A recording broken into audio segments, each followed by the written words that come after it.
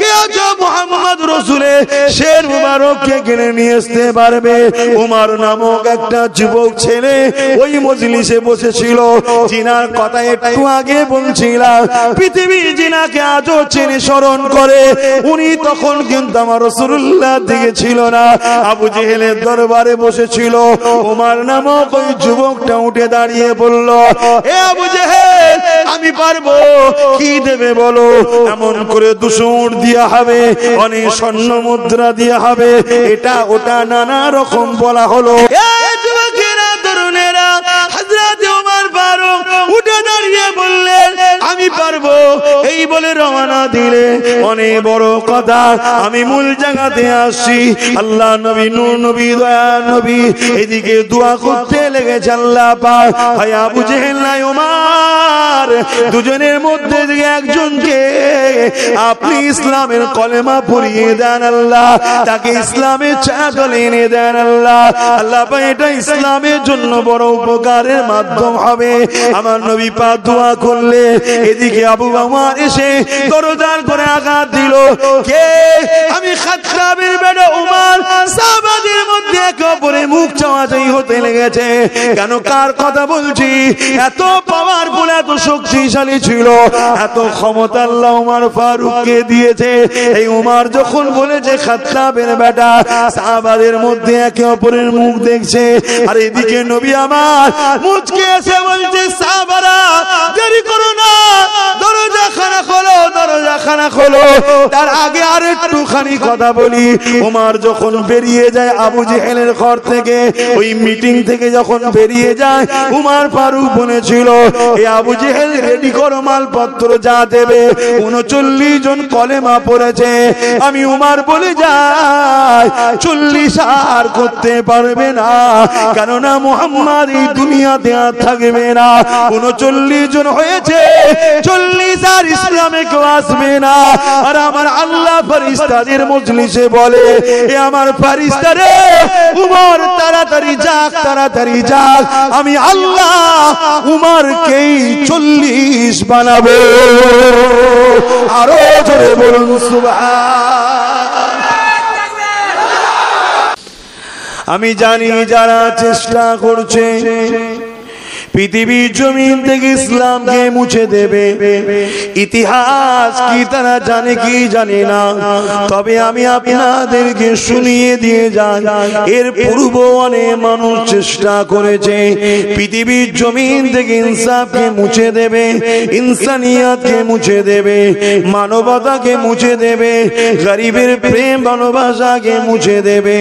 কেননা এই পৃথিবীর জমিনে যুগে যুগে একদল ফেরাউন এসেছে, আসছে, আসবে, একদল নমরুদ এসেছে, এসেছে, আসছে, আসবে। কেননা এদের লক্ষ্য হলো মানুষগুলোকে আমাদের দাস দাসী বানাবো, আর ইসলামের লক্ষ্য হলো মানুষকে দাসত্ব শিকল থেকে আজাদ করে দিয়ে একমাত্র স্রষ্টা আল্লাহ পাকের দাসত্ব করানো।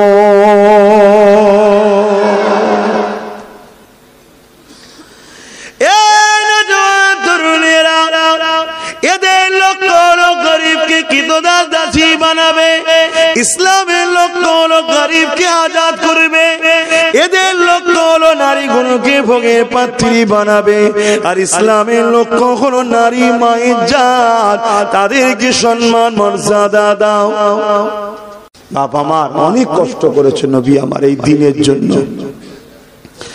লাস্টে আল্লাহ নবীকে কোনোভাবে যখন রুখতে পারছে না, একটা জায়গাতে মিটিং হয়ে গেল, রাসূলুল্লাহকে দুনিয়া জমিন থেকে সরিয়ে দেবে, শহীদ করে দিবার প্ল্যান করলো।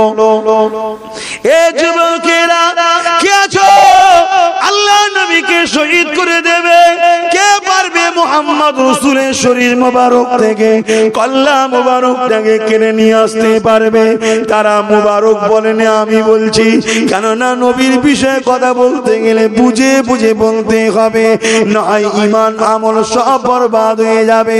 এ যুবকেরা, কেউ যদি 50 বছর তাহাজ্জুদ পড়ে থাকে, 50 বছর 5 ওয়াক্ত নামাজ পড়ে থাকে, 50 বছরে 50 বার হজ করে থাকে, 500 মসজিদ 5000 হাফেজার মাদ্রাসাও যদি বানিয়ে থাকে, একদিন যদি তার ছোট্ট একটা নবীর শানে বিয়াদবি কথা বলে ফেলে, আমার আল্লাহ তার জিন্দেগীর সমস্ত আমলকে বরবাদ করে দেবে। কেননা কোনো সব আমল নবী হলো ঈমান। এই যুবকেরা, তরুণেরা, তাই তো আল্লাহ মক্কাতে এক রাকাত নামাজ পড়লে 1 লক্ষ রাকাত নামাজের সওয়াব দেবে। কেন? মক্কায় আমলের বড়াই আছে, এখানে 1 রাকাত নামাজে 1 লক্ষ রাকাত সওয়াব হয়, মদিনায় 1 রাকাতে 50,000 হয়। কিন্তু ঈমানের হিফাজত মক্কাতে আল্লাহ রাখেন, ঈমানের হিফাজত আল্লাহ পাক মদিনা শরীফে রেখেছে। এই যুবকেরা, তরুণেরা, আমার নবী পাকের প্রেমিকেরা, আবু জেহেল, উতবা, সাইবা মিটিং করতে লেগেছে। কে আজ মুহাম্মদ রাসূলের শের মুবারককে কিনে নিয়ে আসতে পারবে? উমর নামক একটা যুবক ছেলে ওই মজলিসে বসেছিল। জিনার কথা একটু আগে বলছিলাম, পৃথিবী জিনাকে আজও চেনে স্মরণ করে। উনি তখন কিন্তু আমার রাসূলুল্লাহ দিকে ছিল না, আবু জেহেলের দরবারে বসেছিল। উমর নামক ওই যুবকটা উঠে দাঁড়িয়ে বলল, এ আবু জেহেল, আমি পারবো, কি দেবে বলো? এমন করে 200 উট দেয়া হবে, অনেক স্বর্ণ মুদ্রা দেয়া হবে, এটা ওটা নানা রকম বলা হলো। আজও যেমন ছোটখাটো শয়তানদের মিটিং হয়, অমুক জায়গাটা দখল করে দিবি, কি নিবি বল, এই করে বলে দেওয়া হবে, এত টাকা দেওয়া হবে। ও মুসলমান নামধারী নিজের কওমের ঘরগুলো ভাঙবে, নিজের গরিবকে কেস দেবে, নিজের ভাইদের ঘর বাড়ি ভেঙে দিয়ে সামান্য পদ ও পয়সার জন্য আজ এরকম জুলুম করে না, করে না? এই যুবকেরা, তরুণেরা, হযরত ওমর ফারুক উঠে দাঁড়িয়ে বললেন, আমি পারবো। এই বলে রওনা দিলে। অনেক বড় কথা, আমি মূল জায়গাতে আসছি। আল্লাহ নবী, নূর নবী, দয়া নবী এদিকে দোয়া করতে লেগেছে। আল্লাহ পাক, ভাই আবু জেহেল নাই ওমর, দুজনের মধ্যে থেকে একজনকে আপনি ইসলামের কলেমা পড়িয়ে দেন আল্লাহ, তাকে ইসলামের চাদর এনে দেন আল্লাহ। আল্লাহ পাক, এটা ইসলামের জন্য বড় উপকারের মাধ্যম হবে। আমার নবী পাক দোয়া করলে, এদিকে আবু বকর এসে দরজার করে আঘাত দিল। কে? আমি খাত্তাবের বেটা উমর। সাহাবাদের মধ্যে একে অপরের মুখ চাওয়াচাই হতে লেগেছে। কেন? কার কথা বলছি? এত পাওয়ারফুল, এত শক্তিশালী ছিল। পুরো যদি একদিকে থাকে, উমর যদি উলঙ্গ তরোয়ার নিয়ে বেরোয়, উমরের মোকাবেলায় পুরো মক্কা লাগবে না। এত ক্ষমতা আল্লাহ উমর ফারুককে দিয়েছে। এই উমর যখন বলেছে খাত্তাবের বেটা, সাহাবাদের মধ্যে একে অপরের মুখ দেখছে। আর এদিকে নবী আমার মুচকে এসে বলছে, সাহাবারা দেরি করো না, দরজা খানা খোলো, দরজা খানা খোলো। তার আগে আর একটুখানি কথা বলি। উমর যখন বেরিয়ে যায় আবু জেহেলের ঘর থেকে, ওই মিটিং থেকে যখন বেরিয়ে যায়, উমর ফারুক বলেছিল, এই আবু জেহেল রেডি করো মালপত্র, যা দেবে। 39 জন কলেমা পড়েছে। আমি উমর বলে যাই, 40 আর করতে পারবে না, কেননা মুহাম্মদ এই দুনিয়াতে আর থাকবে না। 39 জন হয়েছে, 40 আর ইসলামে কেউ আসবে না। আর আমার আল্লাহ ফেরেশতাদের মজলিসে বলে, এ আমার ফেরেশতারে, উমর তাড়াতাড়ি যাক, তাড়াতাড়ি যাক, আমি আল্লাহ উমরকেই 40 বানাবো। আরো জোরে বলুন সুবহান।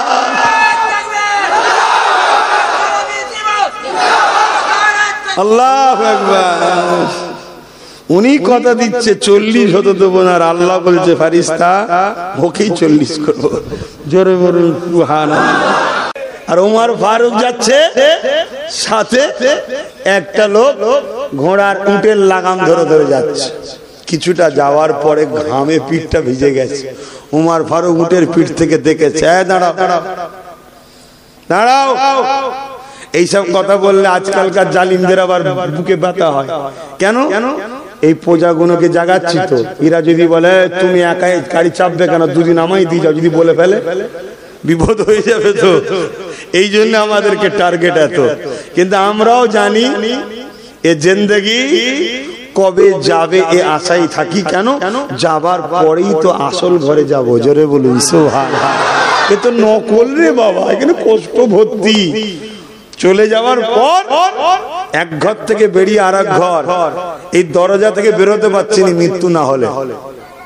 কিন্তু পাশের ঘরটা অনেক শান্তির জায়গা, পরকাল। কথা বুঝে আসছে না? খুব শান্তির জায়গা। আপনি ভাবছেন কবর এইটাই, অত টেনশন আমাদের কেন? আমাদের নবী আছে না, আমাদের আল্লাহ আছে না, আমাদের কোরআন। আমাদের কিসের টেনশন? টেনশন তো তাদের নবীও নেই, কোরআনও নেই, আল্লাহ। তাদের টেনশন হালুয়া টাইট করে ফেলবে তাদের ঘরে। তারা খুব ভালো জানে, ওই জন্য বলে যতদিন হাওয়া লাগাবার লেগ গেলে। আমাদের আবার টেনশন কিসের? আমাদের তো রিজার্ভ হয়ে আছে ইনশাআল্লাহ ঘর। কি আছে না নাই? আল্লাহর উপরে ভরসা নেই? তাহলে আমার আল্লাহর উপরে তো আল্লাহ দয়ার উপরে ভরসা নেই? তাহলে আল্লাহ বলেছে লা তাকনাতু মির রাহমাতিল্লাহ, আমার রহমতের উপরে যারা আশা করবে আমি আল্লাহ তাদেরকে নিরাশ করি না। জোরে বলুন সুবহানাল্লাহ। ময়দানে মাশরে একটা বান্দাকে আল্লাহ ডাকবে, ওরে আমার বান্দার হিসাবটা আমাকে দে। বান্দা হিসাব নিবার পরে দেখা যাবে ওই বান্দার গুনার পাল্লা ভারী হয়ে গেছে। বান্দাকে আল্লাহ জাহান্নামী ঘোষণা করে দেবে। বান্দা জাহান্নামের দিকে যেতে লাগবে, দুপা করে আগায়, একবার করে পিছন দিকে ঘুরে ঘুরে আরশের দিকে তাকায়, দুপা করে আগায়, একবার করে ঘুরে ঘুরে পিছন দিকে তাকায়। আমার আল্লাহ বলে ওরে আমার ফেরেশতাকে ধরে নিয়ে আয়। আল্লাহ ফেরেশতা তাকে বলবে চলো। আল্লাহ ডেকেছে, বান্দা দ্রুত ভাবে আল্লাহ পাকের আরশে আজিমের দিকে ফিরে আসবে। আমার আল্লাহ বলতে লাগবে ওরে আমার বান্দারে দুপা করে আগাস, আর একবার করে ঘুরে ঘুরে তাকাস। কারণটা কি বান্দা? আল্লাহ আপনার নাম রহমান, আপনার নাম রহিম। রহমান তো সবার জন্য, আমি আপনি সবার জন্য। রহিমটা হলো আল্লাহ খাস। আপনার রহিম নামের ফজিলত তো আমি পেলাম না। আল্লাহ আপনার রহিম নাম থেকে আমি নিরাশ হয়ে গেলাম, আপনার দয়া থেকে আমি নিরাশ হয়ে যাচ্ছি।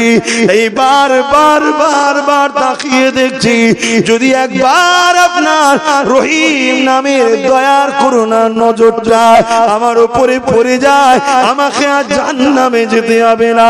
এই জন্য একটুখানি পা ষোলো করে গড়া মিশিলি করতে লেগেছি। যদি মালিকের দয়া একবার হয়ে যায়, যদি আল্লাহ দয়া একবার হয়ে যায়, যদি আল্লাহ নজর কুদরতি নজর দয়ার নজর একবার পড়ে যায়, আর আমায় জাহান্নামে যেতে হবে না। এই আশা আলী আপনার দয়ার নজরের আশায় আমি একটু ষোলো যেতে লেগেছি।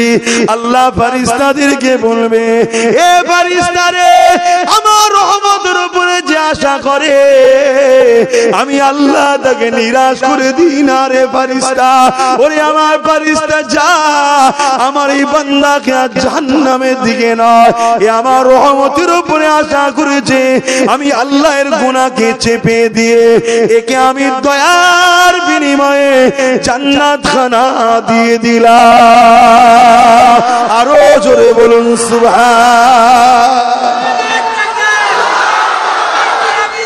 জিন্দাবাদ আল্লাহু আকবার জিন্দাবাদ। তাহলে আল্লাহ কি বলেছে নাকি আশা করবি না? ওজন বলেছে আশা করলে ছেড়ে দেবো না। কে? আমাদের আবার টেনশন কিসের? হযরত ওমর ফারুক হুজুর বলল দাঁড়াও, মনে পড়ছে তো? একটু বলেলি, কারো ক্ষতি হবে না তো?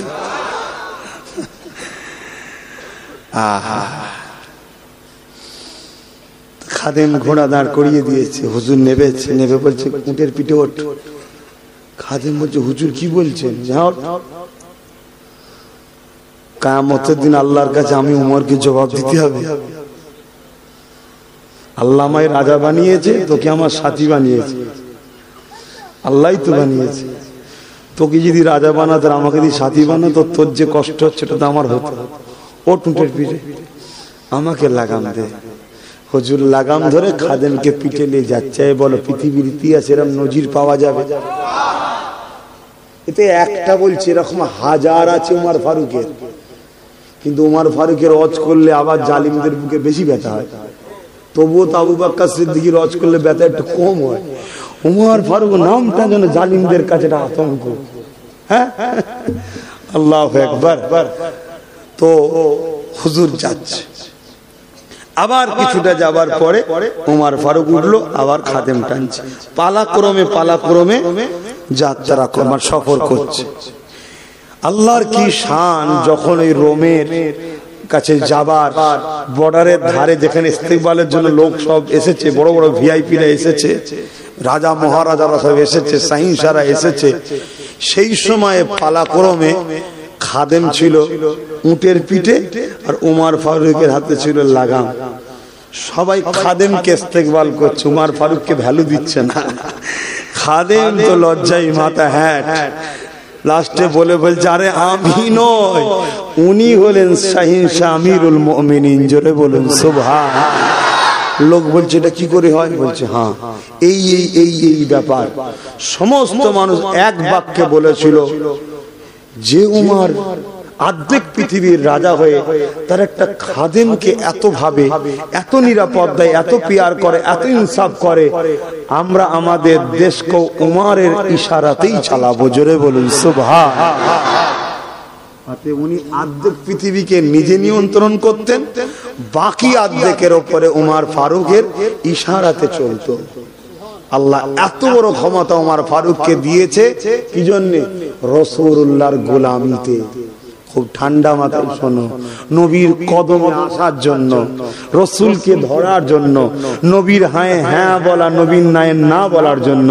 ওই যে আল্লাহ কোরআনে বললেন না, মা আতাকুমুর রাসূল ফাখুযুহু ওয়া মা নাহাকুম আনহু ফান্তাহু। এই তোমরা যারা আমাকে ভালোবাসো, আমার আল্লাহ বলছে আমার হাবিবের আদেশ মানো, হাবিবের নিষেধকে ছাড়ো। আমরা আদেশ মানি, তাই আমাদের দুর্দশা। নিষেধকে ছাড়ি, তাই আমাদের দুর্দশা। আসুন না, এবারে আমার অনেক আব্বা জানরা ভাববেন আমি তো বাবা মানি। আব্বা আপনি মানলে হবে না তো, আপনি তো গার্জেন। আপনার উপরে আপনার বেটার দায়িত্ব, বেটার বইয়ের দায়িত্ব, আপনার নিজের স্ত্রীর দায়িত্ব, আপনার মেয়ের দায়িত্ব আছে না নাই? আপনার অধীনস্থ কোনো মানে বাবা ওরা তো শুনছে না। অথচ কিয়ামতের দিন কি হবে জানেন? একটা যুবক ধরুন কোনো কারণে ধরা পড়ে গেল, জাহান্নামে যাচ্ছে। যুবক বলবে আল্লাহ আপনি আমাকে জাহান্নামে দিচ্ছেন কেন? তুমি এই কাজ করেছো। আল্লাহ আমি এই কাজটা যদি আমার বাপ বারণ করতো আমি কি করতাম? আমার বাপ তো কোনোদিন আমায় নিষেধ করে না, ছোটবেলা থেকে বারণও করেনি। তা আমার জাহান্নামে যাওয়ার পিছনে আমার বাপের হাত আছে না নাই? আমার বাপকে আমার সাথে জাহান্নামে দিয়া হোক, আল্লাহ আমার আবদার। আল্লাহ বলবে সাদ্দাক্তা, বান্দা সত্য বলছে, যাও ওর গার্জেনকে ওর সাথে জাহান্নামে দাও। মাফ করবেন, আমার সাথে ব্যক্তিগত কারো ঝগড়া নেই। দিনটা বুঝাচ্ছি। আজকে যে আমার বাপের প্রত্যেকটা বাড়ির মুরব্বী শক্ত হয়, সব ছেলে টাইট হয়ে যাবে। শোনে নে এ বলে তো শোনে না, শুনবি নাই কাল থেকে ঘরে আসবি। জমি জায়গা সব অন্য ছেলের নামে করে দেবো। আর যদি ছেলে বলে একটাই না কেউ থাকে, আল্লাহর রাস্তায় দিয়ে তুই তোর দেখে লিয়ে। তুই যদি ছেলে হয়ে বাপের কথা না শুনে, আমি বাপের তোর কথা শুনবো। কথা বুঝছেন না? বোঝেন না? করা হবে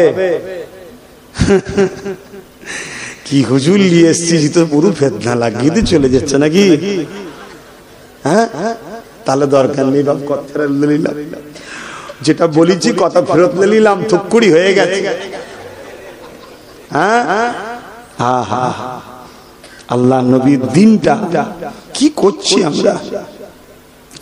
অথচ আল্লাহ নবীর জীবনে এমন দিন গেছে, নবী পাক সাল্লাল্লাহু আলাইহি ওয়াসাল্লাম গরিবের পক্ষে, ইনসাফের পক্ষে, মানবতার পক্ষে, ইনসানিয়াতের পক্ষে কথা বলা দরুন আল্লাহ নবীর জানের দুশমন হয়ে গিয়েছিল আবু জেহেল, উতবা, সাইবা, আবু লাহাবেরা।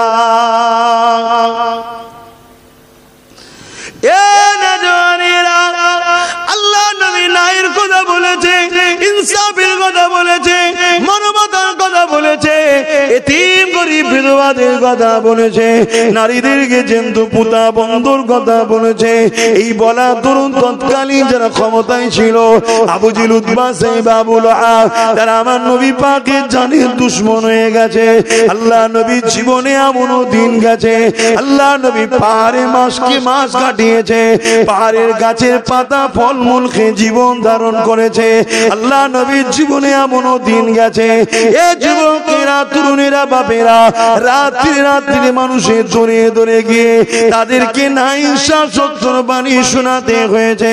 আল্লাহ নবীর রাস্তায় আসার জন্য একদম দুজন তিনজন সাহাবারা প্রথম দিকে যখন রাসূলুল্লাহর কাছে আসে, নবীকে নবী বলে ইনসাফের দিকে আসার জন্য, নবী পাকের দল করার জন্য, এই আবু জেহেল বাহিনী, উতবা, সাইবা বাহিনীরা আমার নবী সাহাবাদের উপরে কত জুলুম করেছে। মরুভূমির গরম বালির উপরে চিৎ করে শুইয়ে দিয়ে বুকে ভারী পাথর পর্যন্ত চাপিয়ে দিয়েছে। যে গরম বালির উপরে হাঁটা যায় না গো, গায়ের চামড়া থেকে পায়ের তলার চামড়া বড় শক্ত মোটা, তারপরেও সেই পা দিয়ে হাঁটা যায় না। ওই জমিনের উপরে চিৎ করে শুইয়ে দিয়ে বুকের উপরে ভারী পাথর চাপিয়ে দিয়েছে। দম নিতে পারছে না, পিঠটা পুড়ে যাচ্ছে। কিছুক্ষণ পরে তারা এসে বলেছে, মুহাম্মদকে ছেড়ে দাও, আল্লাহকে ছেড়ে দাও, মুহাম্মাদের দলটা ছেড়ে দাও। সাহাবা হুজুররা এই কষ্টের মধ্যে পড়ে থেকেও একটাই কথা বলেছে, আমাদের জান যদি চলে যায় তবুও ভালো, আল্লাহ ও নবী ছাড়বো না। আরো জোরে বলুন সুবহান।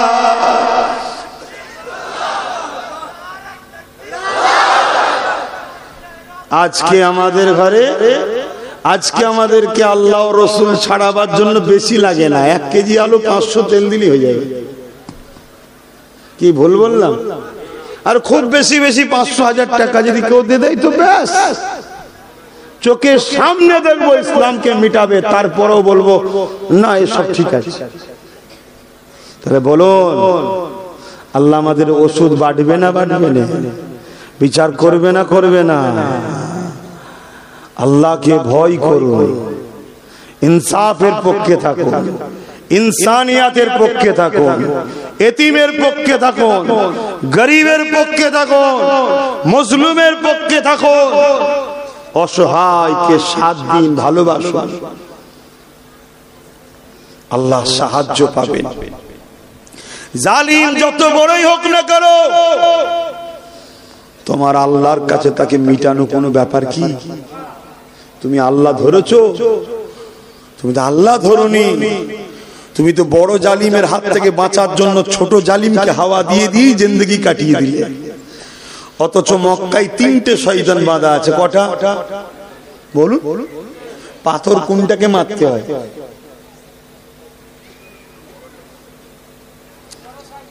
আর দুটোকে মারতে হয় না? তাহলে কি বুঝাচ্ছে? বড় হোক, ছোট হোক, মেজে হোক, সেজে হোক, যেই হোক, শয়তান শয়তানই হয়। শয়তানকে যে গরিবকে লোটে, শয়তানকে যে অসহায়ের উপরে জুলুম করে, শয়তানকে যে এতিমদের উপরে অত্যাচার করে, বিধবাদের উপরে অত্যাচার করে, নারী দেহকে ভোগ করা পছন্দ করে, নারীদের উপরে জুলুম করে, এ হলো মানবরূপী শয়তান। শুনছেন না? শুনুন। তাহলে আমরা এরকম মানবরূপী শয়তানদের সঙ্গে দল করি না করি না? আমি অজ করলে অসুবিধা আছে বা কি গো ইমাম সাহেব? থাক, আপনার বাড়ি এই গ্রামে? ভাবে আল্লাহ ছাড় দিয়েছে, ছেড়ে দেয়নি, এটাই তো পরীক্ষা। আল্লাহ কুনতুম খায়রা উম্মাতিন উখরিজাত লিন-নাস তা'মুরুনা বিল মা'রুফ ওয়া তানহাউনা আনিল মুনকার। কি আছেন না নাই কোরআনে? আপনি হাফেজ সাহেব, দেখুন দুজন সাক্ষী দিচ্ছে। আর কেউ হাফেজ আছে এখানে? একটু বলুন না, কেউ হাফেজ আছে? এটা কোরআনে আছে না নাই? হাফেজ থেকে বলুন যে হ্যাঁ আছে। আল্লাহ বলছে তোমাদেরকে আমি শ্রেষ্ঠ উম্মত করেছি, তোমরা ভালো কাজ করবে, ভালো কাজের আদেশ দেবে, খারাপ কাজ করবে না, খারাপকে মিটিয়ে দাও। কি বলেছে? মিটিয়ে দাও, মিটিয়ে। প্রয়োজন হয় হাত লাগাও, হাতে ক্ষমতা নেই মুখ দিয়ে বলো, মুখে ক্ষমতা নেই অন্তর থেকে ঘৃণা করে, এটা রাসূলুল্লাহ দিয়েছে, কিন্তু আল্লাহ ডাইরেক্ট দিয়েছে মিটিয়ে দাও। নবী আমাদের জন্য একটু সহজ করে দিয়েছে, কেন? আহা রাহমাতাল লিল আলামিন। আপনি বলবেন তাহলে আল্লাহ কি দয়া নয়? আল্লাহ রহমানও যেমন, আল্লাহ কাহারও তেমন, কিন্তু নবী কাহার নয়। কথা বুঝে আসছে না? তা দয়ার নবী একটু সহজ করে দিয়েছে। দয়ার নবী তো শাফায়াতের মাধ্যম, আমাদের সহজ করার মাধ্যম তো নবী, ঠিক না? সব নবী পাক সাল্লাল্লাহু আলাইহি ওয়াসাল্লাম বলেছেন, অন্যায় দেখলে হাত দিয়ে রোকো, যদি হাতে ক্ষমতা না থাকে মুখ দিয়ে প্রতিবাদ করো, মুখও যদি ক্ষমতা না থাকে কমসে কম ঘৃণা করো অন্তর থেকে। আমরা তো হাত দিয়েও রুকি না, মুখে প্রতিবাদও করি না, ঘৃণাও করি না, উপরন্তু সামান্য ভিক্ষা নিয়ে তাকে বাঁশ দিয়ে ঠেলে তুলি, আরো শক্তিশালী হয়, আরো মিটা ইসলামকে। কি যে কপালে আমাদের আছে আল্লাহই ভালো জানে। আর আমাদের ভুলের জন্য আমাদের বাচ্চাগুলোকে খেসারত দিতে হবে। যেমন আজকে প্যালেস্তাইনের মানুষের কিছু ভুলের জন্য তাদের বাচ্চাগুলোকে অল্প বয়সে কাফন করতে হচ্ছে, দেখছেন না? ছোট্ট ছোট্ট বাচ্চা, 7 দিনের বাচ্চা, 2 মাসের বাচ্চা, এই দুনিয়ায় এলো শুধুমাত্র তাদের বাপেদের একটু গাফলতির জন্য। দুধ কলা খাইয়ে মানুষ পোষা ভালো, সাপ পোষা ভালো না, যেটা আমরাও আজ করছি, আজকে আমরাও করছি। কষ্ট হচ্ছে তাহলে থাকবে না, কষ্ট হচ্ছে তোমাদের জন্য, তোমাদের বাচ্চাগুলোকে কাফন না করতে হয়। হ্যাঁ, আমি স্পষ্ট ডাইরেক্ট বলে যাচ্ছি, তোমাদের ভুলের জন্য এই ছোট্ট ছোট্ট বাচ্চাগুলোকে দ্রুত কাফন না পরে নিতে হয়। হ্যাঁ, তোমরা যে স্টাইলে জিন্দেগি কাটাচ্ছ, স্টাইলে যদি থাকো, এদেরকে পড়তে হবে। আর যদি স্টাইল চেঞ্জ করে লোকাল রোড ছেড়ে দিয়ে মেন রোডে উঠে দ্রুত আমিনার লালের কদমে পৌঁছাতে পারো, আমি আবার বলছি আল্লাহর সাহায্য আসবে আসবে আসবে। পুরো 24 ঘন্টার মধ্যে পুরো পরিবেশ উল্টো আল্লাহ করে দেবে। জোরে বলুন সুবহানাল্লাহ, আরো জোরে বলুন সুবহানাল্লাহ। আর যদি না করো কি করা যাবে? কি করা যাবে? কিচ্ছু করার নেই। আমার ডিউটি ছিল, আল্লাহ বলেছে তুই বলে দে, বলে দিচ্ছি।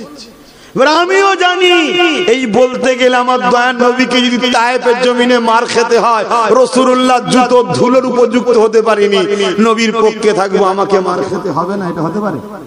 আমি নিয়ত করেই বেরোই, আমাকে মার খেতে হতে পারে। মেন্টালিটি তৈরি করে নিয়ে এই কথা বলি, এজিদের বিরুদ্ধে কথা বলবো, হোসাইনের মতো অবস্থা হবে না, হতে পারে? মেডি হয়েই বেরোই যে হতে পারে। চলো রাজি, নফসকে বলছি রাজি, নফস বলছে রাজি, চলো চলো।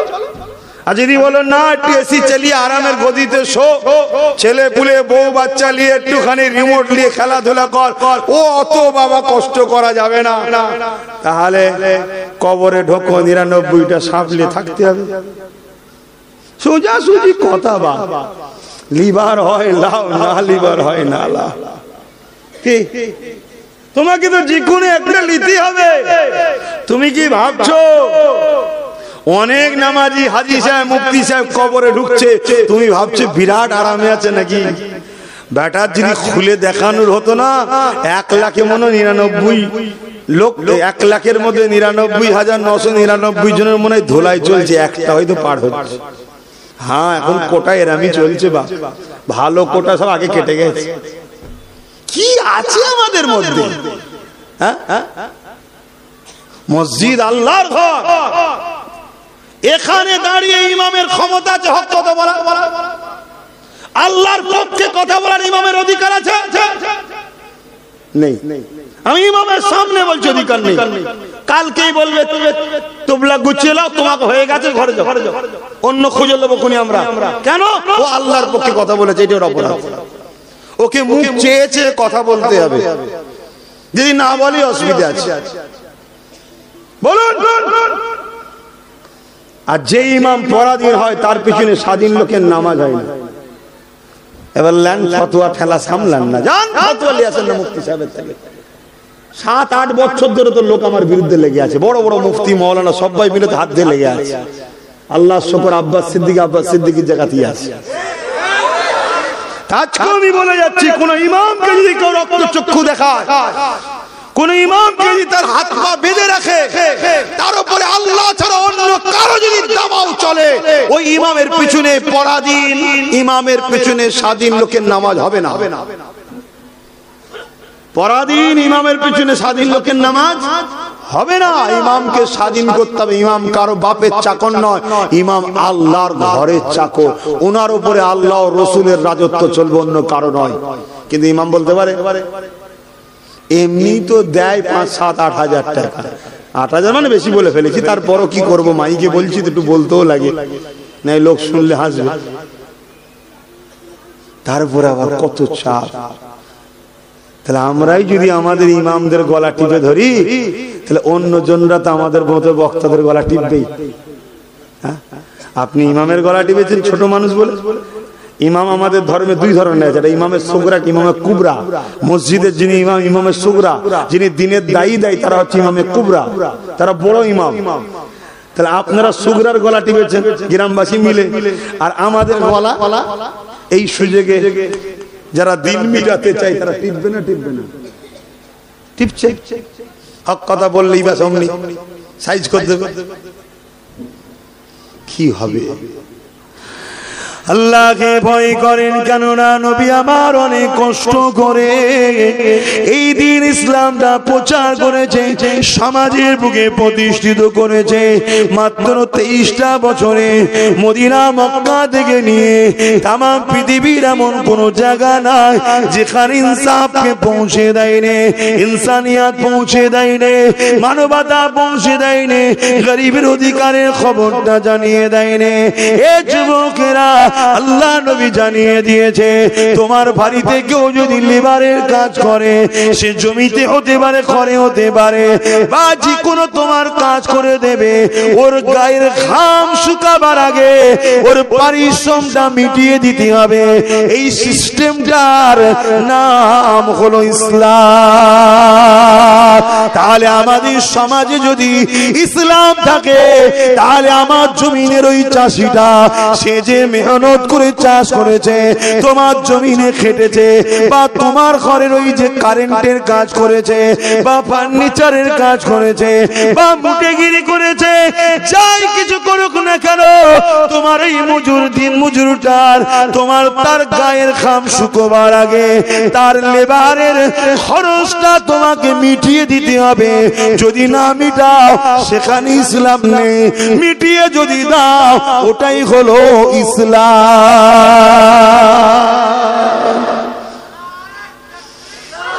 তাহলে ইসলাম থাকা ভালো না খারাপ? কিন্তু বার তো আমরাই করে দিয়েছি। কি আমরাই তো বার করে দিয়েছি, অন্য কাকে দোষ দেবো বলুন না? কে মসজিদ ভাঙছে, মসজিদ দখল করে নিচ্ছে, সব শুনতে পাচ্ছেন তো নাকি? হ্যাঁ, এটা দুঃখজনক। অন্যজনকে দোষ দিবার আগে দেখুন তো আমাদের কমেই বহু ছেলে আছে মসজিদের জায়গা দখল করে ঝেড়ে খাচ্ছে। আছে রে বাবা, আপনার গ্রামে নেই তো কি হয়েছে? খোঁজলেন? বছরকে বছর মসজিদের জায়গার কোনো হিসাব নেই। নতুন কমিটি ঝগড়া করে যেই হাতে দায়িত্ব নিয়েছে, প্রথম বছরই দেখছে 5 লাখ টাকা লাভ। তাহলে বছরকে বছর 5 করে গুণ করুন, কত লক্ষ টাকা ঝেড়েছে বলেন তো? কে? আমাদেরই লোক তো। তাহলে অন্যজনকে কি দোষ দেবেন? ওরা সব খবর রাখে, এরা এদের মসজিদকে ভালোবাসে না, ঝেড়ে খায়, এজন্য তো সুযোগ পায়। আর যদি জানতো এরা মসজিদের জন্য সালাউদ্দিন আইবি হয়ে যাবে, তাহলে অত সহজ নয়। 1 কোটি বার ভাবতো। কেন এখন সালাউদ্দিন আইবি নেই? ওরা জানে সালাউদ্দিন আইবি কে, জানেন না? কি গো, আমার কম জানো? জানেন না? আপনারা জানেন?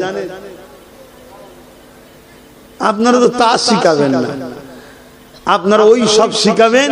কে মদ খেয়ে গাড়ি চালাতে যে মেরে দিয়েছে, ওই হিরোর পরিচয় দেবেন, এটা হলো অমুক হিরো। মদ খেয়ে লোকের গরিবের বুকের উপর দিয়ে গাড়ি চালাচ্ছে। বুঝতে পারছেন না কার কথা বলছি? আপনার তো ওইসব শিখাচ্ছেন ছেলেদের ঘরে। এইটা দেখ,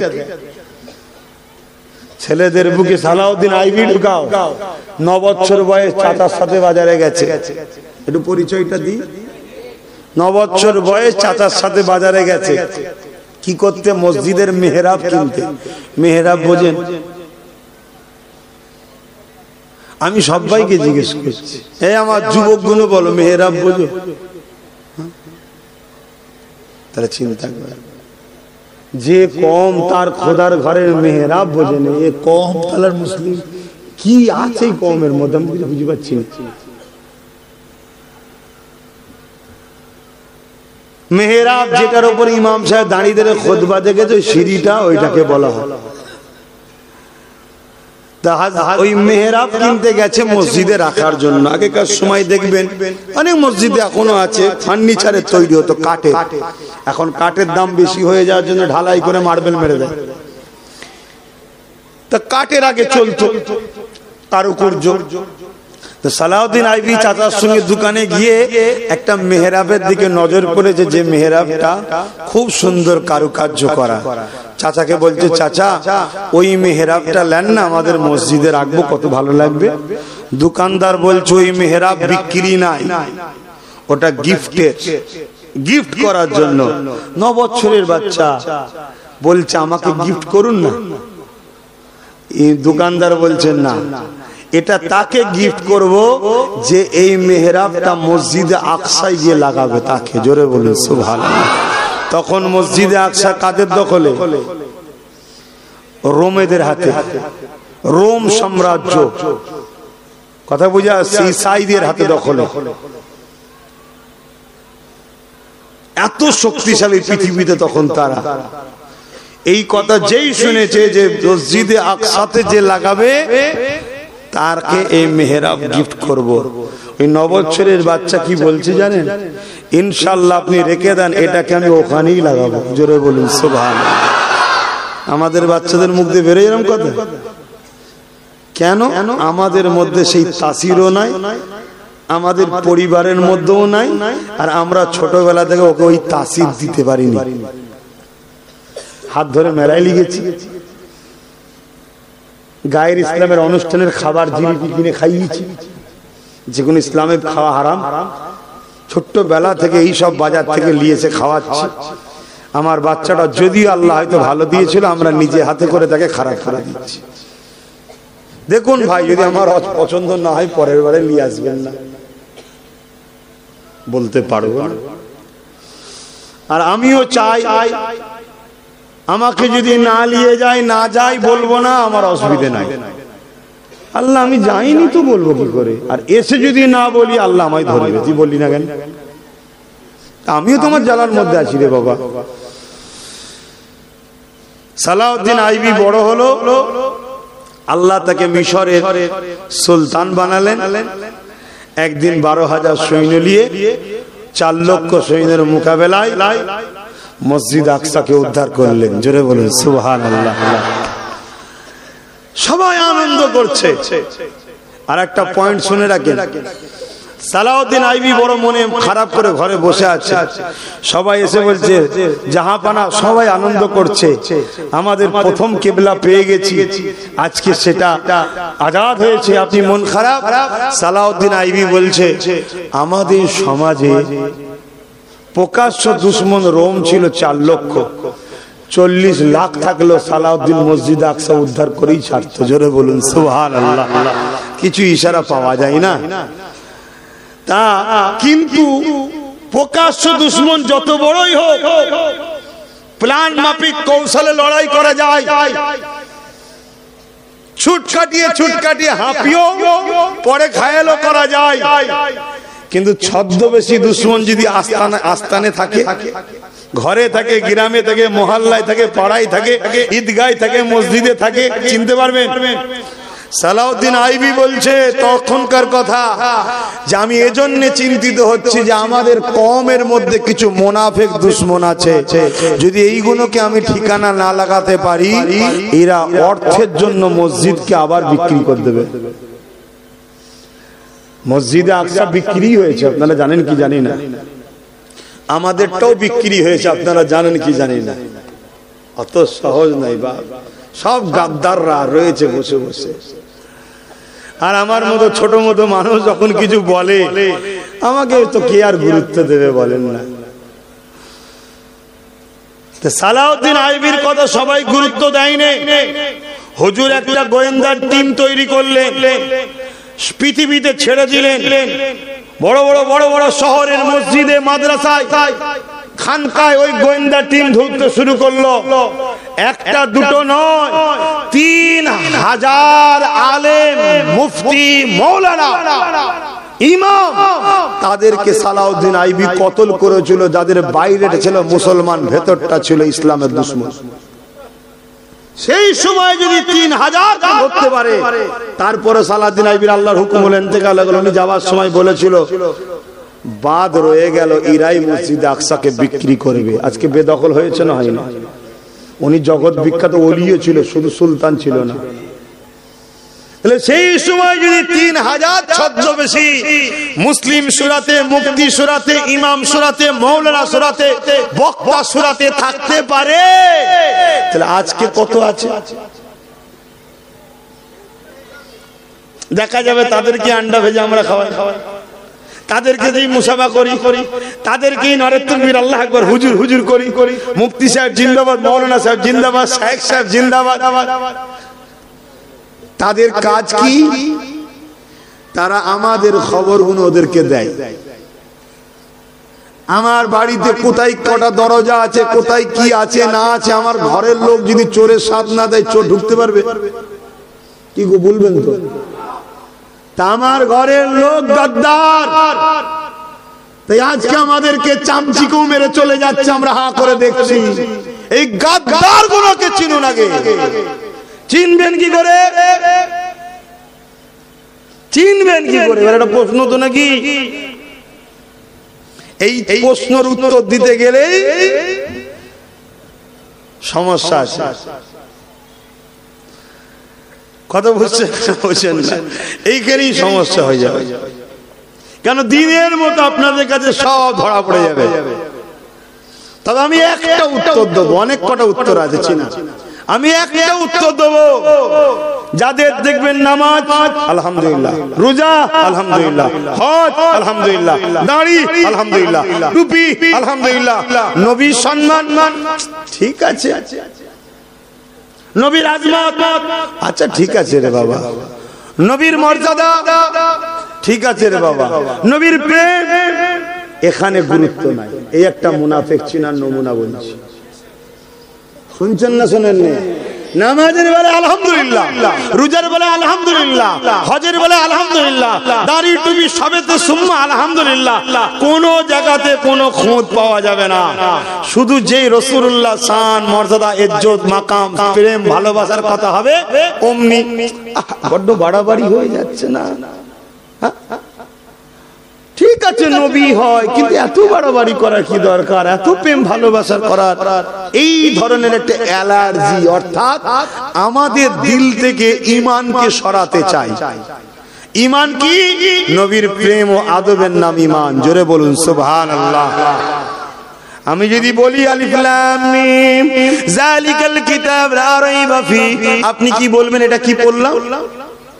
বলুন কোরআন। কে বলল এটা কোরআন? বলুন।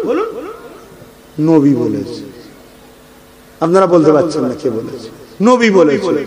আল্লাহ বলেছেন এটা কোরআন? আপনি শুনেছেন আল্লাহ বলেছে? এই আপনি শুনেছেন, আপনি দেখেছেন এটা কোরআন? কে বলল? নবী বলেছে। আর রহমান আল্লামাল কুরআন খলাকাল ইনসান আল্লামাহুল বায়ান। এটা কি পড়ছি? এটা কি? কোরআন। কে বললো কোরআন? ফেরেশতা আছে, জান্নাত আছে, জাহান্নাম আছে, মৃত্যুর 12টা নখ হবে, কবর আছে, কোন কবরে এই হয়, এগুলো কে বলেছে আমাকে আপনাকে? ফেরেশতা আছে না না? কে বললো আছে? জোরে বলুন। দেখেছেন? কে বললো? লা ইলাহা ইল্লাল্লাহ, নেই কোনো ইলাহা, আছে যিনি তিনি আল্লাহ। কে বলেছে এটা? জোরে বলুন। আপনি দেখেছেন আল্লাহকে? অতএব সব কিছুর মূল মার্কাজ আল্লাহ আমেন আর লালকে বানিয়েছে। জোরে বলুন সুবহানাল্লাহ। মুনাফিক চিনের একটা নমুনা বলে যাচ্ছি। ঘন্টার পর ঘন্টা ওয়াজ হবে, একদিন, দুদিন, 3 দিন, 4 দিন, 5 দিন, 10 দিন ফলো করুন। নবীর আজমাতলে বলছে কি দেখুন, নবীর শানলে বলছে কি দেখুন, নবীকে মানুষকে চিনাচ্ছে কি দেখুন, নবীর প্রেমের কথা বলছে কি দেখুন। দেখছেন সব দিক দিয়ে নবীরকে গুরুত্ব দিচ্ছে না। ওই হাদিসটা না বললে নয়, শুধু তখনই বলে কলা রাসূলুল্লাহ, জানবেন এর মধ্যে বুকস আছে নবীর। এ হলো মুনাফিক একটা। এই একটা নমুনা বললাম। আর একটা নমুনা কি? সুফিজম। ইসলামে যে সুফিজম আছে, আল্লাহর ওলিদের দরবার, আল্লাহ ওয়ালা, যেমন সুলতানে হিন্দ, গরিবে নওয়াজ, যেমন গৌস পাক, এইভাবে যত আল্লাহর ওলি পৃথিবী জুড়ে আছে, আমার মুর্শিদ মুজাদ্দিদ জামান, এই আল্লাহর ওলিদের ব্যাপারে এদের একটা অ্যালার্জি আছে। শুনছেন? এখন একটা মুনাফিকদের নমুনা। আরেকটা নমুনা বলছি শুনুন। চোখের সামনে নবীর দিনকে নিয়ে ঠাট্টা আর কি হবে, তোমাকে দাওয়াত করার জন্য তুমি সব দেখার পরও তুমি চুপ করে থাকবে। যেমন ইফতারকে কেন্দ্র করে সামনে দিন দেখবেন কত নাটক হবে না? হবে না? এই টুপি কিছু কিছু কুকুরের মাথায় ওদিকে দেখা যাচ্ছে, আছে না? না, এটা হতে হতে আবার মহিলা কুকুরের মাথায় উঠে পড়েছে। এত বলি তাও কুকুরগুলো শুধরাই না, আবার কালকে হারামখোর সারা দিন খেয়ে আবার আসবে টুপি মাথায় দিয়ে আমাদেরকে ঝাড়তে। বুঝছেন না? ওই সময় দেখবে কিছু ছদ্মবেশী আমাদের বসে আছে, মুফতি সাহেব, মৌলানা সাহেব, পীর সাহেব, হুজুর সাহেব, এই এক মুনাফিক। শুনছেন না? শোনেননি? তুমি এসেছো, আমার আপত্তি নাই, আসো না। এই যে আমার মাথায় টুপি নেই, আমি ইসলামের অনুসারী, একজন মৌলানা সাহেব দিনের কথা বলতেছে, কালী মাথায় বসে আছে, আমার গুনাহ হচ্ছে? কথা বলুন না। আদবের খেলাফ হচ্ছে, বা টুপি না পরার জন্য সওয়াব পেচ্ছি না। টুপিটা পরলাম, রাসূলুল্লাহ সুন্নাত পালন হচ্ছে, সৌন্দর্যও লাগছে, দিনের দায়ী বলে মানাচ্ছে, টুপি সুন্নাত হলো। যদি আমার পাশে কেউ আসে, আসুক না, কিন্তু আমার টুপি কেলে খেলা করছো কেন? মুজাদ্দিদ জামান দাদা হুজুর রহমাতুল্লাহ আলাইহি ওসিয়তনামার মধ্যে লিখেছে, দাড়ি, টুপি, জুব্বা, পাগড়িকে কেউ যদি তুচ্ছ তাচ্ছিল্য করে সে কাফের হয়ে যাবে। কেন? এটা নবীর পছন্দ। পরেনে গুনাহগার নয়। এই যে আমার বহুত ভাই পরেনে বসে আছে, কেউ বলতে পারে ওদের গুনাহ হচ্ছে টুপি না পরার জন্য? সওয়াবও পাইনি, গুনাহও হয়নি, সওয়াবও পাইনি। কিন্তু কেউ যদি টুপি মাথায় দিয়ে তুচ্ছ তাচ্ছিল্য করে, টুপিকে ইনসাল্ট করে, অপমান করে, লোককে ধোঁকা দিবার জন্য পড়ে, লুটার জন্য, নাটক করার জন্য পড়ে, আমি বুঝার পরেও যদি চুপ করে বসে থাকি, আমি মুনাফিক। এটা আমার নবীর পছন্দের জিনিস। এরকম আরো অনেক আছে বাবা, আরো খুললে আরো অসুবিধে আছে বাবা। কথা বুঝে আসছে?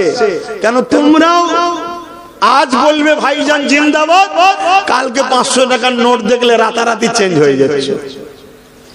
কথা মাথায় ঢুকছে না? ঢোকে না? হ্যাঁ, আমি মানুষ সব চিনিছি বাবা, একটু হলেও চিনিছি, তবে সবাই নয়, সবাই নয়। আজও লাখো কোটি বাপ মা আমাকে ভালোবাসে, ভাই বোন ভালোবাসে, লাখো কোটি আছে, যারা আমার জন্য কত কষ্ট ভোগ করছে, কত জুলুম হয়েছে, কত অত্যাচার আজও হচ্ছে, সব কিছুকে সহ্য করে এখনো বাবাজির পাশে, ভাইয়ের পাশে এখনো আছে। আছে না? নাই। বাপ আমার অনেক কষ্ট করেছে নবী আমার এই দিনের জন্য। লাস্টে আল্লাহ নবীকে কোনোভাবে যখন রুখতে পারছে না, একটা জায়গাতে মিটিং হয়ে গেল, রাসূলুল্লাহকে দুনিয়া জমিন থেকে সরিয়ে দেবে, শহীদ করে দিবার প্ল্যান করলো। এ যুবকেরা কে আছো? আল্লাহ নবীকে শহীদ করে দেবে কে পারবে? মুহাম্মদ মোহাম্মদ রসুলের শরীর মোবারক থেকে কল্লা মোবারকটাকে কেড়ে নিয়ে আসতে পারবে? তারা মোবারক বলেন আমি বলছি, কেননা নবীর বিষয়ে কথা বলতে গেলে বুঝে বুঝে বলতে হবে, নয় ঈমান আমল সব বরবাদ হয়ে যাবে। এ যুবকেরা, কেউ যদি 50 বছর তাহাজ্জুদ পড়ে থাকে, 50 বছর 5 ওয়াক্ত নামাজ পড়ে থাকে, 50 বছরে 50 বার হজ করে থাকে, 500 মসজিদ 5000 মাদ্রাসাও যদি বানিয়ে থাকে, একদিন যদি তার ছোট্ট একটা নবীর শানে বিয়াদবি কথা বলে ফেলে, আমার আল্লাহ তার জিন্দেগীর সমস্ত আমলকে বরবাদ করে দেবে। কেননা কোনো সব আমল, নবী হলো ঈমান। এ যুবকেরা, তরুণেরা, তাই তো আল্লাহ মক্কাতে এক রাকাত নামাজ পড়লে 1 লক্ষ রাকাত নামাজের সওয়াব দেবে। কেন? মক্কায় আমলের বড়াই আছে, এখানে 1 রাকাত নামাজে 1 লক্ষ রাকাত সওয়াব হয়, মদিনায় 1 রাকাতে 50,000 হয়। কিন্তু ঈমানের হিফাজত মক্কাতে আল্লাহ রাখেন, ঈমানের হিফাজত আল্লাহ পাক মদিনা শরীফে রেখেছে। এই যুবকেরা, তরুণেরা, আমার নবী পাকের প্রেমিকেরা, আবু জেহেল উতবা সাইবা মিটিং করতে লেগেছে, কে আছো মুহাম্মদ রাসূলের শের মুবারককে কিনে নিয়ে আসতে পারবে? উমর নামক একটা যুবক ছেলে ওই মজলিসে বসেছিল, জিনার কথা একটু আগে বলছিলাম, পৃথিবী জিনাকে আজও চেনে স্মরণ করে। উনি তখন কিন্তু আমার রাসূলুল্লাহ দিকে ছিল না, আবু জেহেলের দরবারে বসেছিল। উমর নামক ওই যুবকটা উঠে দাঁড়িয়ে বলল, এ আবু জেহেল, আমি পারবো, কি দেবে বলো? এমন করে 200 উট দেয়া হবে, অনেক স্বর্ণ মুদ্রা দেয়া হবে, এটা ওটা নানা রকম বলা হলো। আজও যেমন ছোটখাটো শয়তানদের মিটিং হয়, অমুক জায়গাটা দখল করে দিবি, কি নিবি বল, এই করে বলে দেওয়া হবে, এত টাকা দেওয়া হবে।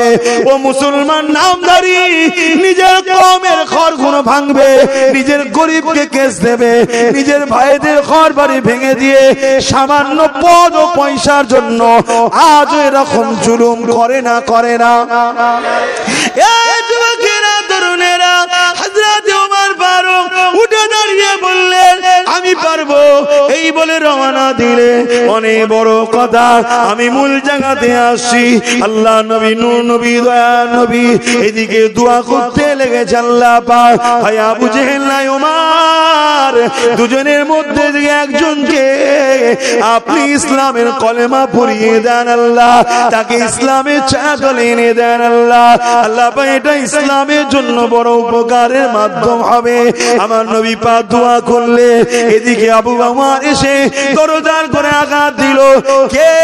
আমি খাত্তাবের বেটা উমর। সাহাবাদের মধ্যে একে অপরের মুখ চাওয়াচাই হতে লেগেছে। কেন? কার কথা বলছি? এত পাওয়ারফুল, এত শক্তিশালী ছিল। পুরো যদি একদিকে থাকে, উমর যদি উলঙ্গ তরোয়ার নিয়ে বেরোয়, উমরের মোকাবেলায় পুরো মক্কা লাগবে না, এত ক্ষমতা আল্লাহ উমর ফারুককে দিয়েছে। এই উমর যখন বলেছে খাত্তাবের বেটা, সাহাবাদের মধ্যে একে অপরের মুখ দেখছে, আর এদিকে নবী আমার মুচকে এসে বলছে, সাহাবারা দেরি করো না, দরজা খানা খোলো, দরজা খানা খোলো। তার আগে আর একটুখানি কথা বলি। উমর যখন বেরিয়ে যায় আবু জেহেলের ঘর থেকে, ওই মিটিং থেকে যখন বেরিয়ে যায়, উমর ফারুক বলেছিল, এ আবু জেহেল রেডি করো মালপত্র যা দেবে। 39 জন কলেমা পড়েছে। আমি উমর বলে যাই, 40 আর করতে পারবে না, কেননা মুহাম্মদ এই দুনিয়াতে আর থাকবে না। 39 জন হয়েছে, 40 আর ইসলামে কেউ আসবে না। আর আমার আল্লাহ ফেরেশতাদের মজলিসে বলে, এ আমার ফেরেশতারে, উমর তাড়াতাড়ি যাক, তাড়াতাড়ি যাক, আমি আল্লাহ উমরকেই 40 বানাবো। আরো জোরে বলুন সুবহান।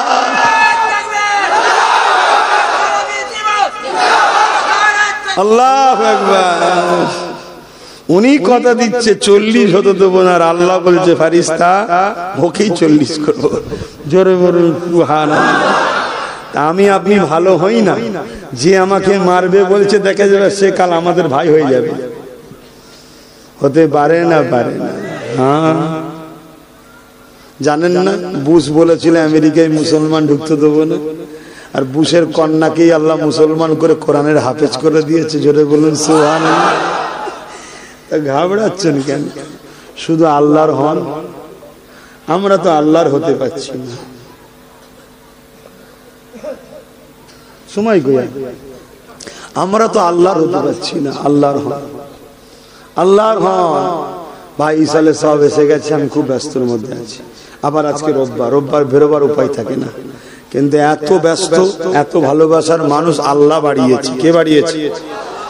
আর এ একটাই ফল বাপ, রাসূলুল্লাহর গোলামি, নবী পাকের গোলামি করার ফল ছাড়া অন্য কিছু নাই। হযরত ওমর ফারুক যখন খলিফা হয়ে সিংহাসনে বসে আছে, মন্ত্রী, উজির, খাদ্যমন্ত্রী সব বসে আছে রাজ দরবারে। একজন সাহাবী ঢুকছেন, ওনাকে আমিরুল মুমিনিন খলিফাতুল মুসলিমিন বলে সালাম দিচ্ছে। ওমর ফারুক কাঁদতে লেগেছে যে আপনি কি বলছেন আমাকে? শুনছেন না? আপনি আমায় কি বলছেন? না, আপনি অর্ধেক পৃথিবীর হুকমরান, তাই আপনাকে আমি বলছি। উমর ফারুক তখন বলছে, শোনো, এ সব কিছু উমারের নয়, এ সব হলো রাসূলুল্লাহর গোলামির ফল। জোরে বলুন সুবহানাল্লাহ। না হয় আমি উমর যখন ছোট ছিলাম, উমর ফারুক নিজের কথা বলছে, আমি উমর ফারুক যখন ছোট ছিলাম, আমার আব্বা আমাকে দুটো দুম্বা বা বকরি দিত, যা চড়াগে যা। ছোটবেলায় দেয় না? তা আমি দুটো বকরিকে একসাথে কন্ট্রোল করতে পারতাম না। কখন এটাকে ধরিতে ও পালায়, ওকে ধরিতে পালায়, একে ধরিতে ও পালায়, ওকে ধরিতে ও পালায়। যে উমার দুটো বকরি সামলাতে পারত না, সে উমার পুরো পৃথিবী সামলাচ্ছে। এটা আমেনার লালের কৃতিত্ব ছাড়া উমারের কোনো কৃতিত্ব নয়। জোরে বলুন সুবহানাল্লাহ।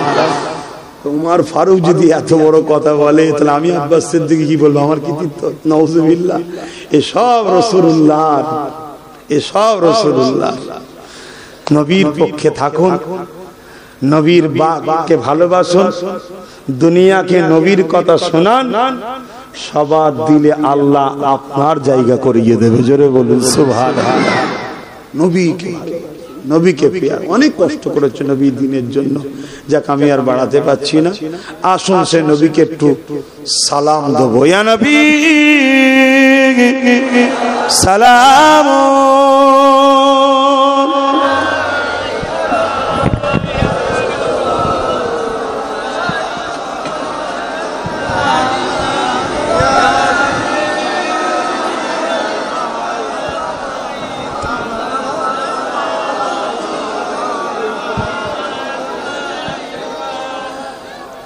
বাপ ভাইরা, আমি তো সালাম দিলাম, আপনারা সব উঠে দাঁড়িয়ে পড়লেন কেন?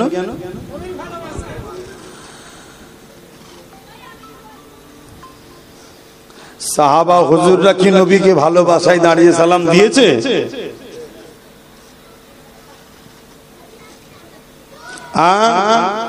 আপনারা দাঁড়ালেন কেন বলবেন তো? সাহাবা হুজুররা কি আদবের সাথে নবীকে সালাম দিয়েছে দাঁড়িয়ে?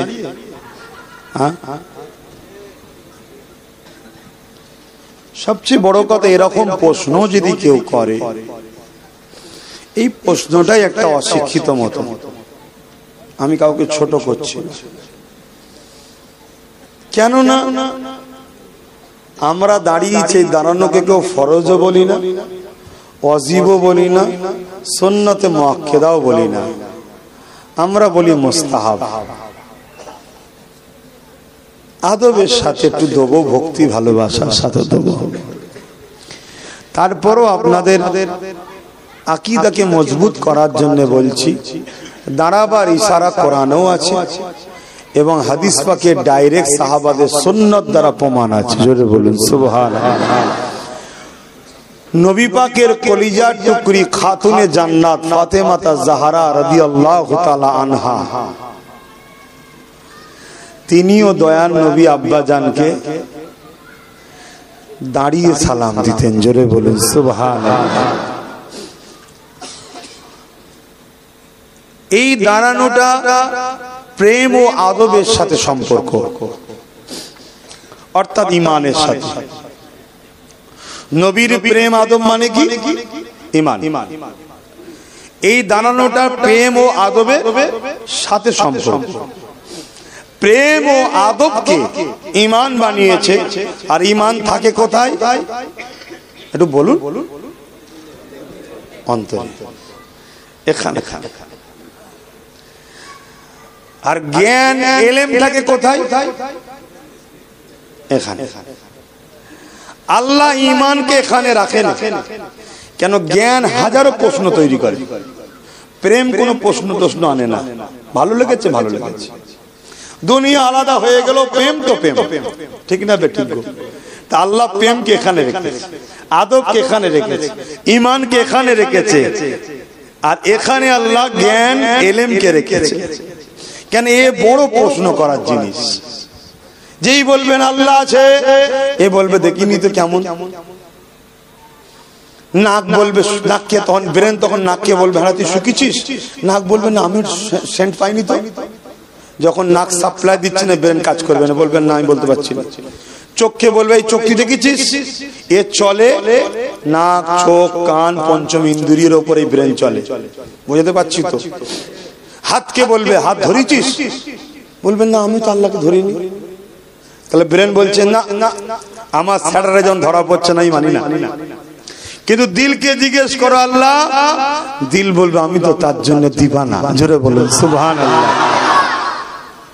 দেখছিস আজকে অত কিছু জানি না, ভালোবাসি। কোন প্রশ্নের উত্তরও নেবে না, প্রশ্নও নেবে না। এটা এজন্য আল্লাহ ঈমান এখানে রেখেছে। এই দাঁড়ানোটা হলো এখানের ব্যাপার, এখানের ব্যাপার নয়, এটা মশলার ব্যাপার নয়, এটা প্রেম আদবের ব্যাপার। কিন্তু কেউ যদি বসে দেয় আমার নবীর আদর্শ অনুযায়ী, আমরা কিন্তু তার সঙ্গে ঝগড়া করব, জুলুম করব, নোংরা কথা বলবো, এটা কিন্তু ঠিক হবে না। আমরা বলি কি না, কিন্তু দুঃখের বিষয় বারবার আমাদের বিষয়ই বলা হয়। তো যাক, যে যা বলে বলুক, আমরা প্রেম ভালোবাসায় ভক্তির সাথে সালাম দিচ্ছি, দিয়ে আসছি, দিয়ে যাব। কথা মাথায় আসছে? আসুন, নবীর আদব প্রেম যার মধ্যে নাই, তার মধ্যে ঈমান নাই। নবীর আদব প্রেম আছে, আমলও আছে, সে হচ্ছে এ ক্যাটাগরির মুসলমান। নবীর আদব প্রেম আছে, ঈমান কম আছে, সে বি ক্যাটাগরির মুসলমান। নবীর আদব প্রেম আছে, ঈমান কিচ্ছু নয়, সেও মুসলমান, সেও জান্নাতি, কিন্তু আসামি, তাকে আযাব খাটতে হবে। কথা কিছু বুঝছেন? আবার আল্লাহ চাইলে নাও খাটাতে পারে। বাপ কেন? বান্দা তো আমার নয়, তিনার বান্দা। এখন তিনার যদি দয়া হয়ে যায়, যা হাফেজ সাহেব চলে যাও, আমার কিছু করার থাকবে? হুজুর আমি, হুজুর আমায় দিলেন না, আপনি হাফেজ সাহেবকে দিলেন, এসব কথা চলবে নাকি? না না না, তিনার সৃষ্টি, তিনি যাকে খুশি দেবে, তবে একজনকে দেবে না। আল্লাহ কোরআনে চ্যালেঞ্জ দিয়েছে, কাকে? যারা হাবিব আপনার দুশমনের সঙ্গে বন্ধু করেছিল, যারা আপনার দুশমনের সঙ্গে বন্ধু করেছিল, এমন একটা লোককে আমি জান্নাতে ঢুকতে দেবো না। কেন? যাতে করে তাকে দেখে আপনি কষ্ট না পান। শুনছেন আমি কি বলছি? আল্লাহর বন্ধুর কথা বলছি। তোমার বন্ধু যদি তোমার কাছে প্রিয় হয়, তা আল্লাহর বন্ধু, তিনার বিষয় একটু বুঝে বুঝে কথা বলা দরকার। আমাদের তো হুঁশ জ্ঞান নেই। 2 ওয়াক্ত নামাজ পড়ে নিজেকে বিরাট কিছু মনে করছি। 7 কোটি বছর ইবলিস সেজদা দিয়েছে, শুধুমাত্র আদম নবীকে একটু তাজিম করেনি। আমি জানি জাহিরি আদম নবী, বাতিনিতে মোহাম্মদ রসুলের নূর ছিল। অত ডিপে ঢুকলে আপনাদের আম মানুষের মাথায় ঢুকবে না। যেটা সামনে দেখেছেন সেটা বুঝাচ্ছে। আমি যখন ডিপে ঢুকতে যাই, এখনো 2-3 ঘন্টা লাগবে এটা বুঝাতে গেলে, আর না হয় ভুল বুঝে সব আমার বিরুদ্ধে আবার তৈরি হয়ে যাবে। জাহিরিটাই বলছি। আল্লাহ বলেছিল আদমকে ফেরেশতা সবার থেকে মানুষকে শ্রেষ্ঠ বানাবে, তাই তাজিমি সেজদা কর। ইবলিস করলো না। এই যে আল্লাহ তাকে বলল বেরিয়ে যা, 7 কোটি বছর আল্লাহর ইবাদতকারী ইবলিসকে ফেরেশতাদেরকে পড়িয়েছে, সেই ইবলিসকে জান্নাতে যখন খুশি ঢুকতে বেরোতো সেই ইবলিসকে শুধুমাত্র একটা বার আদমকে সিজদা তাজিম, সিজদাটাকে রাখুন তাজিম না করার জন্য, আল্লাহ তাকে বলল বেরিয়ে যা। আর আদম নবীও যে নবীর ওসিলায় তৈরি হয়েছে, সেই আমেনার লাল কি যদি তাজিমের বেলায় ঝগড়া করো, সমালোচনা করো, করুনি আর করুনি, তোমার শিক্ষা তোমার প্রেম তোমার কাছে থাক না, ঝগড়া করতে যাচ্ছে কেন? এখন বিশ্ব জুড়ে কি হচ্ছে দেখছো না? খেয়ে করলে হবে? হ্যাঁ, যখন আউট সময় থাকে, ফাঁকা সময় কি করব, চ ভাই ঝগড়ি করি, একটু ঠেলাঠেলি করি, টাইম পাস হবে, সেটা আলাদা কথা। কিন্তু এখন কি পরিস্থিতি হচ্ছে বুঝতে পারছো না? এখন এই সময় এইসব করার কি দরকার? এগুলো মাথায় রাখবেন, খবরদার। আসুন মিলেমিশে থাকবেন। আমার কথাই খারাপ লিখছেন না তো? কটা ভাঙা যাবে? একটা করে ভাঙা যাবে না? 5টাই ভেঙে দিয়ে যাবে, যাবে না ভাঙা যাবে? হাতে 20 30 করে ভাগ হয়ে যান। তোমার হুজুর, তোমার আমির, তোমার হযরত, তোমার শায়েখ, তোমার পীর তোমার কাছে থাক না, দিনের শেষে এক জায়গায় এরকম হয়ে থাকো, যদি ভালো চাও বোঝো। আর এই যে করছি আমি, জেনে রাখবে তোমাদের জন্য আমার দুশমন বাড়ছে। আমাকে সব সময় আমার খুব কাছের লোকেরা বোঝায়, অত ওদের আর ভাবতে হবে না, অনেক বলে দিয়েছেন, কেন সব করতে যান? কিন্তু আমি একটা জিনিস জানি, এদেরকে যদি ভালোবাসি, আমার রাসূলুল্লাহ আমাকে উপরে খুশি হবে, তাই বুঝাই। কিন্তু তোমরা যদি তোমাদের বাচ্চাগুলোর ভবিষ্যতের কথা না ভাবো, তাহলে এর চেয়ে বড় দুঃখ আর কি হতে পারে? গাড়ি করলে, বাড়ি করলে, ব্যাংক ব্যালেন্স করলে, সব করলে, তোমার বাচ্চার পাহারাদার কই? তোমার বাচ্চার পাহারাদার কই? কিছু মাথায় ঢুকছে না? ঢোকে না? হ্যাঁ, সেটাও আমি আব্বাস সিদ্দিকী দেখো রিস্ক নিয়ে নামিয়েছি, আমার ভাইটাকে নামিয়ে দিচ্ছি তোমাদের জন্য, ওটা পাহারাদার। কিন্তু একটাই কি হবে, এখনো সময় আছে, ভাবো, বোঝো, চলো, আগাও, না কঠিন দিন আসছে। বাকি যার যেটা মন যায় করো, আমি কি করতে পারি? হে নবী সালাম, ইয়া রাসূল, ইয়া হাবিব, সালাম। কঠিন হাসরের দিনে কি আছে মোদের কপালে, গুনাহগার উম্মাহ তো আপনার লইবেন সঙ্গে মাহশরে। নবী সালাম, ইয়া রাসূল, ইয়া হাবিব, সালাওয়াত আলাইকা। আল্লাহ কবুল করে বোন, আমিন। লাইভ